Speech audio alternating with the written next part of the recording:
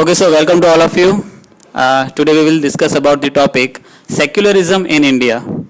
As we know that India is a secular country, but right now, do you think that secularism is in India continue today till date, or it is a only topic of you can say it's a only word that we are hearing secularism, but do you think actually it is applied in India?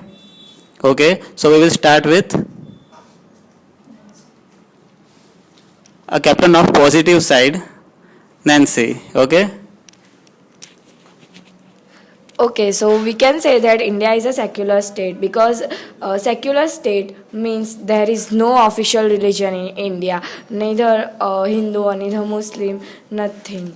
Or secularism, which is the belief that religion should not influence or be involved in any organization of society, education, government, separation of any religion from like political, economic, social and cultural. You should appreciate. Negative secularism refers to complete separate of state and religions. Okay. But there is no discrimination by government done here in secular. We are living in secular country, so no government supports any particular religion. So I think India is still prevalent. Secularism is still prevalent in India. Okay, Kruti, you talk about the government of India, but whenever the government India is elected, for the election, the vote bank is usually used. मतलब जब भी कोई भी election होता है तो सबसे बड़ी राजनीति कौन सी की जाती है कि वोट बैंक की नीति की जाती है. किसी भी एक कम्युनिटी को टारगेट किया जाता है. अगर मुस्लिम कम्युनिटी को टारगेट करना हो तो ट्रिपल तलाक का बिल पास किया जाता है. हिंदू कम्युनिटी को टारगेट करना हो तो राम मंदिर का फैसला लिया जाता है. तो हम ऑलरेडी एक नॉन सेक्युलर कंट्री में रहने लगे हैं. આર્ટિકલ નંબર 325 નું શું મતદાનમાં જે ભેદભાવ નહીં કરવાનો તો એનું શું આર્ટિકલ નંબર 325. वो कॉन्स्टिट्यूशन प्रोवाइड कर ही रहा है ना 325 के तहत कि हम लोग कोई मतलब भेदभाव नहीं करते. अगर आप वैसे सोच रहे हो तो आपने बोला कि राम मंदिर केस हिंदू के लिए और ट्रिपल तलाक मुस्लिम के, तो उनका उसमें फायदा ही तो किया है, कुछ गलत थोड़ी किया है. उनके लिए जस्टिस ही तो लाया है एक चीज के लिए. तो कृति, आप मुझे ये बताओ कि जो मुस्लिम महिला हैं और जो हिंदू महिलाएं हैं, तो हिंदू महिला लाइक अपने हस्बैंड का दूसरी शादी को वो रोक सकती है. मुस्लिम महिला वो चीज़ क्यों नहीं कर सकती? उसके पास वो राइट क्यों नहीं है कि अब वो अपने हस्बैंड का दूसरा जो भी मतलब शादी है वो उसको रोक सकें? क्योंकि यहाँ पे अभी यूनिफॉर्म सिविल कोड हमारे इंडिया में नहीं आया है. अगर वो आ जाएगा तो फिर ये सब प्रॉब्लम नहीं होगी. इधर मुस्लिम के लिए अलग शरिया लॉ होता है अलग से, और इधर ऐसे मुस्लिम की बात की जाए तो फरवरी 2014 में एक केस हुआ था कि जहाँ पे सुप्रीम कोर्ट ने ये कहा था कि मुस्लिम वुमेन्स अपने बच्चे को लीगली कोई भी मतलब किसी भी बच्चे को लीगली अडॉप्ट कर सकती है, जबकि उनके पर्सनल लॉ मुस्लिम पर्सनल लॉ में नहीं दिया हुआ ये राइट उनको. तो ये तो गलत चीज़ है ना. यहाँ पे सेकुलरिज्म तो दिख ही रहा है हमें. और सुप्रीम कोर्ट ने ये भी फरमान जारी किया है कि 2019 में मुस्लिम वुमेन्स मॉस्क्यो में एंट्री कर सकती है, और ये भी अलाउ किया है थ्रू द मेन डोर. આપણે તમે ઇલેક્શનની વાત કરી કે આર્ટિકલ 325 બરાબર છે, બધાને સરખા મતાધિકાર મળે છે, પણ હું એમ કહેવા માંગુ છું કે હિન્દુ કમ્યુનિટી ઉપર એક હિન્દુ લીડર ને નોમિનેટ કરવામાં આવે છે અને મુસ્લિમ કમ્યુનિટી ઉપર એક મુસ્લિમ લીડરને નોમિનેટ કરવામાં આવે છે. તો આ કઈ રીતે સેક્યુલર થયું? એ આપણે પહેલેથી જ થયેલું હતું. જ્યારે સ્ટાર્ટિંગ થયેલું હતું ને, જ્યારે પાર્લામેન્ટરી રિફોર્મ્સ આવેલા ત્યારથી જ આપણે કમ્યુનલ રિપ્રેઝન્ટેશન ચાલુ થયેલું હતું. આપણને ખબર છે એ વસ્તુ. તો એ બધાના એને શું કહેવાય, એ લોકોને પોતાનો લીડર કેમ ચૂઝ કરવા મળે છે? તાકી એ લોકોને એવું નહીં લાગે કે માઇનોરિટીવાળા પોતે લેફ્ટ આઉટ ના ફીલ કરી શકે. એટલે આપણે હિન્દુ માટે હિન્દુ લીડર ચૂઝ કરીએ છીએ અને મુસ્લિમ માટે મુસ્લિમ લીડર ચૂઝ કરીએ છીએ. તમે એમ કહો છો કે માઇનોરિટી લો ફીલ ના કરે. માઇનોરિટી ઓલરેડી લો ફીલ કરતી જ નથી. ગવર્મેન્ટ ઓફ ઇન્ડિયા દ્વારા જે ભેદભાવ કરવામાં આવે છે આર્ટિકલ 30 ની અંદર જે નવો સબક્લોઝ એડ કરવામાં આવ્યો છે 44th અમેન્ડમેન્ટ ના કારણે એ એવું કહે છે કે જ્યારે પણ કોઈ મેજોરિટી કોમ્યુનિટી હોય તો એની કોઈ પણ સંપત્તિ જપ્ત થાય તો સરકાર એને પોતાની મરજી પ્રમાણે પૈસા આપશે. જ્યારે પણ માઇનોરિટીની કોઈ સંપત્તિ જપ્ત થાય તો એને માર્કેટ વેલ્યુ પ્રમાણે પૈસા આપવા પડશે. તો આ ભેદભાવ કેમ? મેજોરિટી સાથે આવો ભેદભાવ કેમ? તો આ તો સેક્યુલરિઝમ ના જ કહેવાય ને.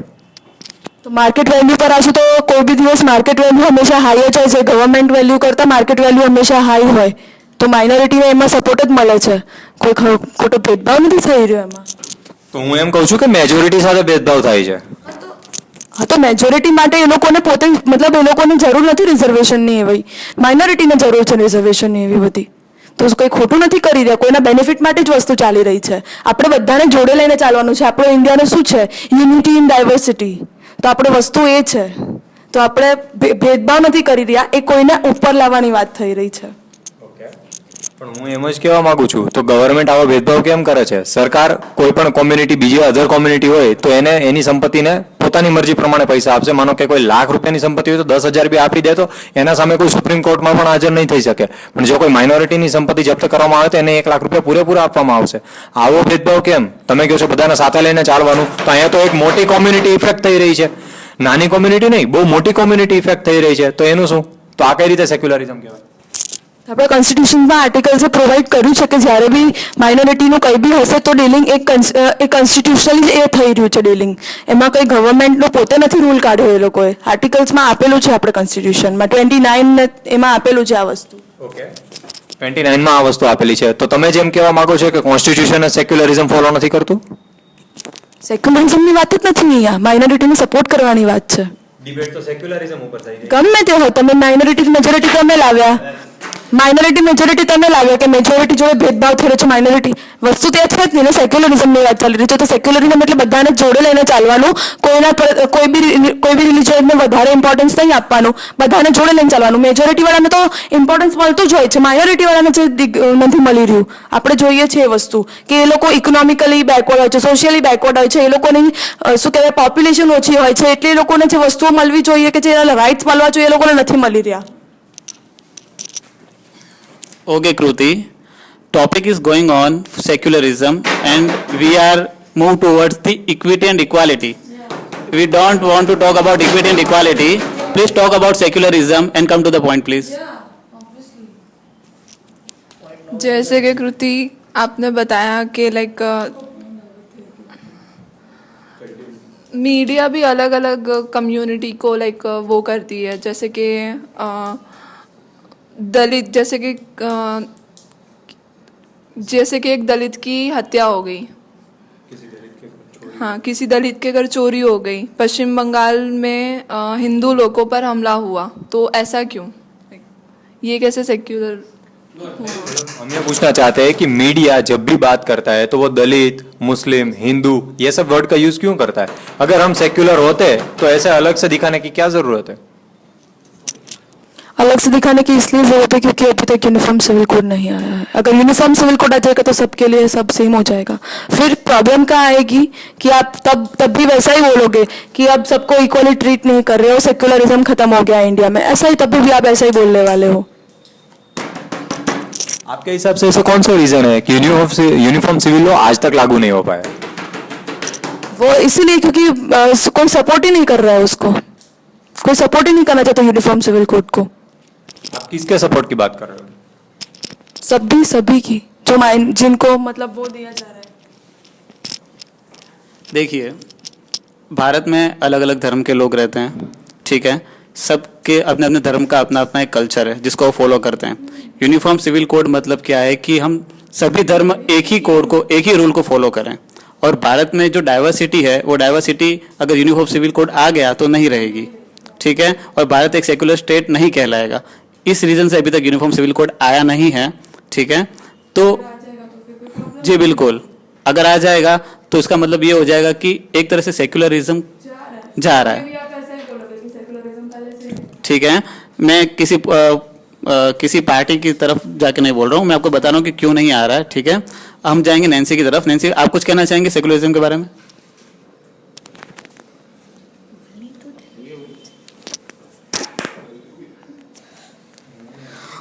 यहाँ धार्मिक, राष्ट्रीय या राजकीय झूठ के भी जो सभ्य है वो भी उसकी मुक्ति के लिए या किसी भी के लिए धर्म यानी कि सेक्युलरिज्म को मानते हैं, यानी कि जो भी उसका उद्देश्य है उसकी सफलता के लिए उसको सेक्युलरिज्म का यूज करना पड़ता है।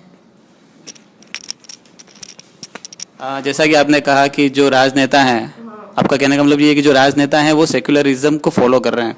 जैसे कि मोदी जी, राम मंदिर के निर्माण में उनका बहुत ही बड़ा हाथ रहा है, ठीक है। तो क्या आपको ऐसा लगता है कि राजनेता जो है किसी एक धर्म को फॉलो करके भारत में दूसरे धर्म के खिलाफ भेदभाव कर रहे हैं? नहीं, ऐसा तो नहीं है ना। आप किस बेसिस पे कह सकते हैं?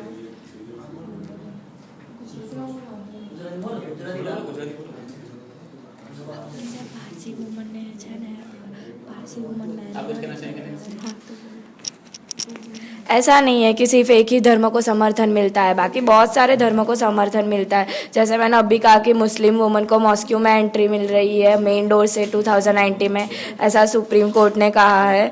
और जैसे entry of Parsi woman which is married to non Parsis in agiary 2012 में, ऐसा बहुत सारे हाई कोर्ट ने ऐसे, सुप्रीम कोर्ट ने ऐसे कायदे लाए हैं जो ऐसा नहीं कि सिर्फ एक ही धर्म को समर्थन कर रहा है, बाकी सब धर्म के लिए भी सुप्रीम कोर्ट काम करता है और बहुत सारे कायदे कानून लाए गए बाकी सब के लिए भी। Very good. हर्ष, आप कुछ बताना चाहेंगे इस बारे में? ओके, आप? Negative secularism means that the state is independent of religion, and this is followed in the USA.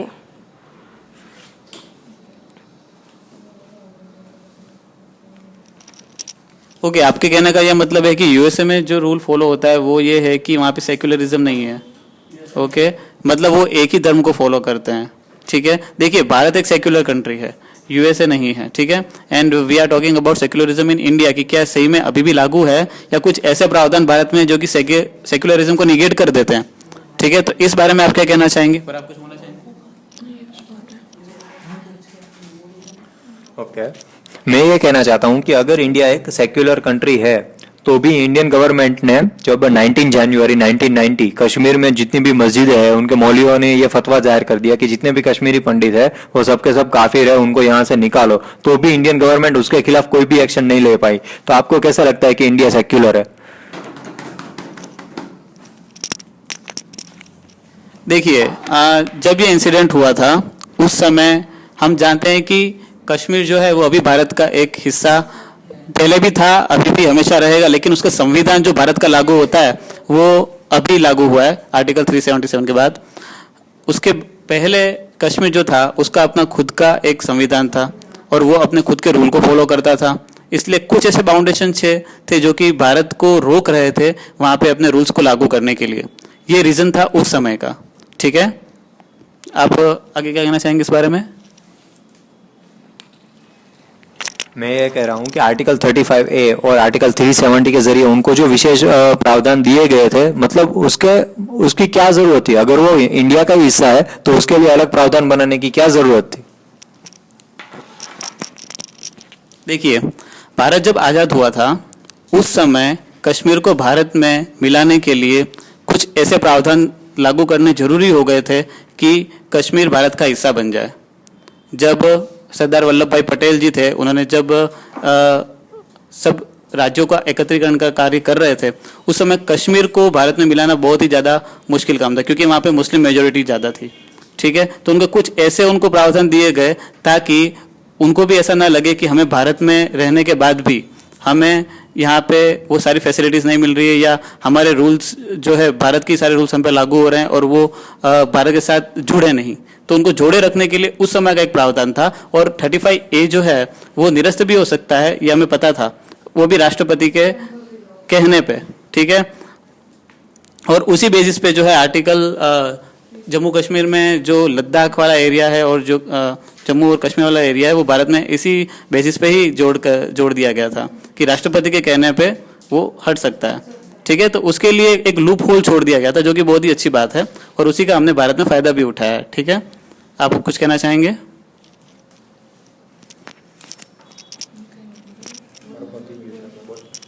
और आप ऐसे बोल रहे हो कि ये सेक्युलरिज्म।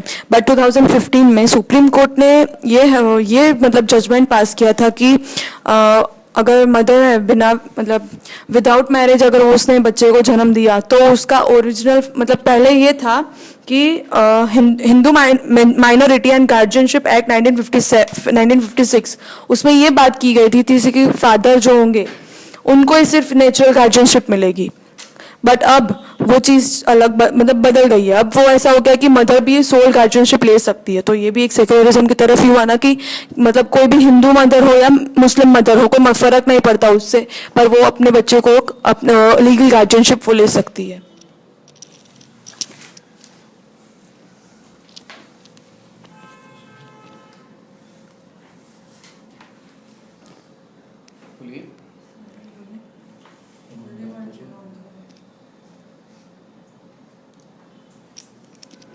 अच्छा, आप में से कौन बताना चाहेगा कि भारत में सेक्युलरिज्म, भारत अब सेक्युलर कंट्री नहीं है, ठीक है? उसके लिए इन्होंने बताया, अपना पॉइंट रखा कि भारत एक सेक्युलर कंट्री है, ठीक है? आप किस बेसिस पे और हमें ये बता सकते हैं कि भारत एक सेक्युलर कंट्री नहीं है? भारत एक सेक्युलर कंट्री इसलिए नहीं है क्योंकि हर बार जब भी कोई इलेक्शन आता है या जब भी कोई ऐसा पॉलिटिकल सर्वे होता है तो उसमें हर एक कम्युनिटी को अलग से ट्रीट किया जाता है। जैसे कि अभी केरल में हम देखें तो लिंगायत समाज के लिए एक अलग से कानून पास किया गया। अगर हम हैदराबाद में देखें तो AIMIM जो मुस्लिम लीग की पार्टी है वो अभी भी जारी है। मतलब उसके अंदर कोई भी हिंदू कार्यकर्ता भी नहीं रह सकता, ऐसे लोग आज भी है। और बाकी जो भी पार्टीज है वो अलग अलग एक धर्म के सपोर्ट में आती है। जब भी किसी मंदिर या मस्जिद का विवाद उठता है तो हम ये कैसे कह सकते हैं कि हम एक सेक्युलर कंट्री में रहते हैं? वो कॉन्स्टिट्यूशन ने उनको ये राइट नहीं दिया, वो लोग ने खुद ने ये राइट बनाया। तो कॉन्स्टिट्यूशन ने तो सिर्फ वही दिया है राइट। मैंने आपको पहले भी बताई ये चीज कि 325 के तहत तो यही लिखा हुआ है कि इलेक्शन कोई भी धर्म के मतभेद पे नहीं हो रहा है, वो सिर्फ सबके लिए हो रहा है, सिर्फ कम्युनल रिप्रेजेंटेशन को लेके ही हो रहा है। और आप क्या बोल रहे हो कि हिंदू के लिए ये वो जो भी है आप बोल रहे हो, बट वो खुद पॉलिटिकल पार्टीज ने वो रूल क्रिएट किया है। हमारे कॉन्स्टिट्यूशन ने वो चीज़ नहीं दी है कि कोई भी राइट उनको नहीं दिया है कि आप ऐसी पार्टीज खड़ी कर सकते हो जिसमें हिंदू नहीं हो या मुस्लिम नहीं हो, ऐसे अलग से उन्होंने ऐसा कुछ नहीं दिया। सिर्फ कम्युनल रिप्रेजेंटेशन का एक प्रोविजन दिया हुआ है। ये बात तो मैं भी मानता हूँ कि हमारा जो प्रीएम्बल है उसमें भी हमने ये डिक्लेयर किया है कि हम एक सेक्युलर कंट्री की तरह रहेंगे। लेकिन जब भी ये कोई पार्टी ऐसा कोई कदम उठाती है जिसे एक पूरी कम्युनिटी को इफेक्ट पहुंचता है या पूरे देश को एक कम्युनल इफेक्ट पहुंचता है तो कॉन्स्टिट्यूशन अपने प्रीएम्बल में कही हुई बात को लागू करने के लिए कोई लॉ क्यों नहीं बना सकता? मतलब हमारी पार्लियामेंट इसके खिलाफ कोई कदम क्यों नहीं उठाती कि भाई हम ऐसा नहीं कर सकते, ये सब अलाउ होना चाहिए? आप किसी मतलब पार्टी के अंदर किसी दूसरे धर्म के लोगों को आने ही नहीं देते हो, ये मतलब नहीं होना चाहिए। इसके ऊपर कोई लॉ क्यों नहीं बनता? पर उसमें क्लियर कट दिया तो है चीज कि कोई भी कुछ भी हो, धर्म के बेसिस पे हम कुछ भी नहीं करने वाले, जो भी होगा सब एक साथ मिलके ही काम करेंगे ना। तो उसमें वो कॉन्स्टिट्यूशन क्यों अपनी अब बात चेंज करे? उसमें क्लियरली मेंशन तो किया हुआ है। फिर और कितने कितने अमेंडमेंट्स लाना चाहेंगे आप कॉन्स्टिट्यूशन में? फिर तो उसका बेसिक फीचर ही बदल जाएगा। सेक्युलरिज्म की जगह पे फिर तो वो ज्यादा दूसरा ही कुछ माइनॉरिटी और मेजोरिटी का पूरा उसमें आ जाएगा चीज।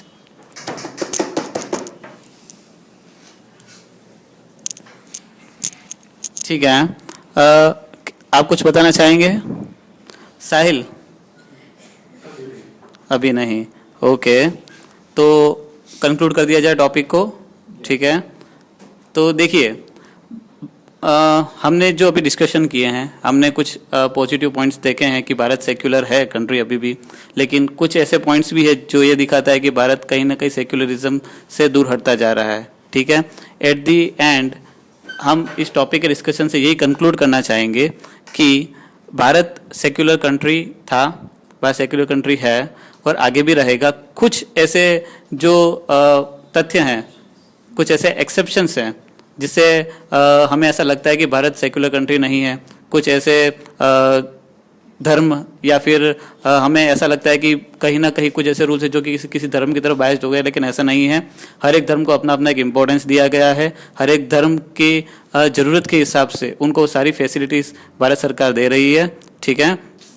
तो इस बात पे अभी फाइनल पॉइंट यही है कि भारत सेक्युलर कंट्री है, ठीक है? धन्यवाद, थैंक यू।